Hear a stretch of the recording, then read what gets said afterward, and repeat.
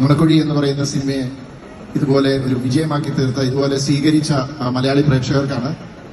തീർച്ചയായിട്ടും എന്നെ സംബന്ധിച്ചിടത്തോളം ഈ സിനിമ വളരെ ക്രൂഷ്യലായിരുന്നു.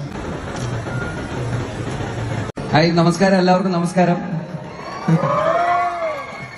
ഇതിൽ എത്ര പേര് സിനിമ കണ്ടോന്ന് എനിക്കറിയില്ല. സിനിമ കാണാതെ നിങ്ങളുടെ മുമ്പിലൊന്നും ഞങ്ങൾ ഇതൊക്കെ പറയുന്നതുകൊണ്ട് വല്ല കാര്യമുണ്ടോന്നും അറിയില്ല. എന്തായാലും നിങ്ങൾ പറ്റുന്ന പോലെയൊക്കെ സിനിമ പോയി കാണുക. എന്നെ സംബന്ധിച്ചിടത്തോളം ഒരുപാട് സന്തോഷമുള്ള ഒരു പ്രൊജക്റ്റ് ആയിരുന്നു. കാരണം ജിത്തു ജോസഫ് എന്ന് പറയുന്ന ഡയറക്ടർ സിനിമ ഞാൻ വിളിക്കുന്നു എന്ന് പറയുമ്പോൾ ഞാൻ വിചാരിച്ചു കുറച്ച് ത്രില്ലർ